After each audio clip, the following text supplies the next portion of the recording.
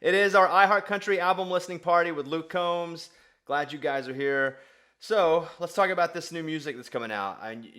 Why just do a few songs now and not wait a little bit and do a whole next album? What's going on with that? Yeah, I mean, we did the deluxe on the first album as well, and I think the idea was because as a fan, when I was growing up, it was always like the deluxe always kind of felt like it was just songs that weren't good enough to make the first album, maybe, and so I always resented that a little bit, and so I always wanted it to be not just like an extension, but it's kind of like, hey, here's how we progressed between album 2 and album 3 was like this little thing that we're going to tack on to the end of 1 or 2, just to progress a little bit and show the growth, whether that's from a songwriting standpoint or from a musicianship standpoint. And so also I don't think it's maybe the best time to be releasing a whole album because I'm not able to go out and, do the TV stuff and give it a full look like I feel like I need to. You just got married in August to Nicole. How has she been an inspiration in your songwriting, and how has that changed over the last couple of years? Yeah, I mean, I think, first song that I wrote about her was with Rob here, and it was Beautiful Crazy, which, ended up being Song of the Year at the CMAs and changing, mine and Rob's life tremendously in a lot of ways. And now the current single is Better Together, which is a song I wrote a few years after that. And then on this deluxe, we got Forever After All, which is another song I wrote with Rob. And it's kind of like this trilogy of how we started and where we are now. And I just think she's been a constant source of inspiration. Like most of us, you've been holed up more than normal. You did a special live stream performance to help bartenders out of work because of COVID. Tell me about that and why that was important to you to do. Nicole tended bar for a long time, and her sister does as well. And I've just always loved going to bars, man. I always had a lot of fun there, and knowing that those folks couldn't work, it matched up with something that I enjoyed and something that I feel like was important and an opportunity for me to have a good time while doing it. You almost went in a different direction career-wise. Luke Combs, homicide detective, possibly? Possibly, yeah, that would have been interesting. I don't know how good I would have been at that, but I would have gave it a shot if I had to. You said that detective work and songwriting have a great deal in common. What do they have in common?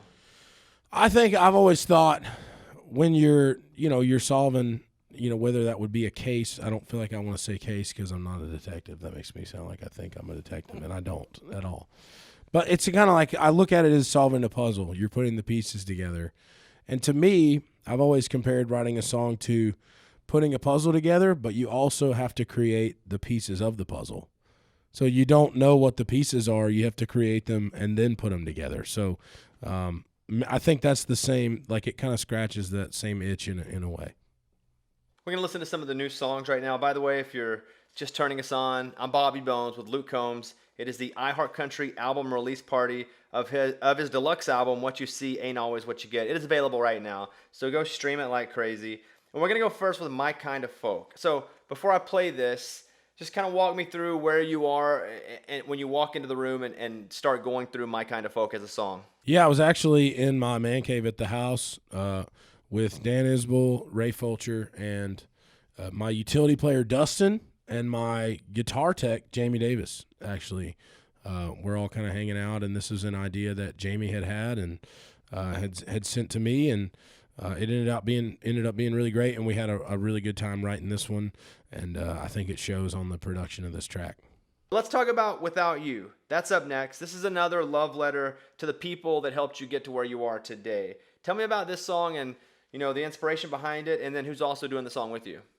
Yeah. I'll just when we got on this idea, it was me and Wyatt Durrett and Dan, and it was just I'm just real grateful to get to do what I do and get to do all the things that I've gotten to do over the last couple of years. And I wanted to thank my parents and my wife and the fans, and I mean there are a million other people that I could have put verses about, whether it's my band or my crew guys or my team, anybody. I mean, I just feel like it's this giant machine that I'm like a small piece of.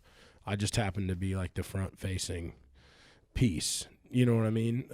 And so I just wanted those people to know that I appreciate all the stuff that they do for me.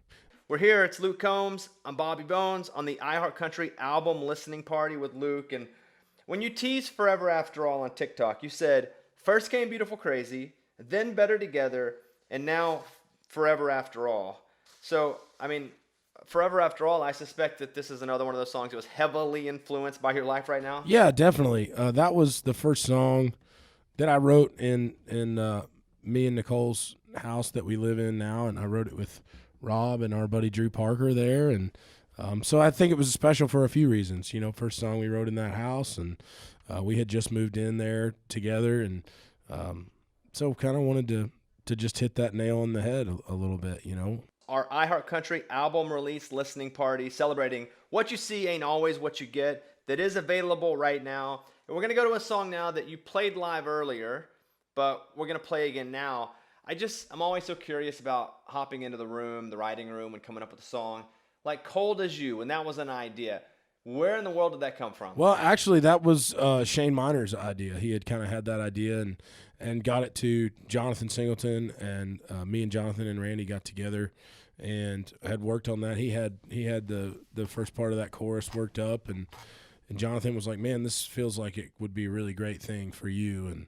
And so we jumped on it, and it really wrote itself. I mean, Shane had a killer idea on that, and I'm just lucky that he let me hop on it is all.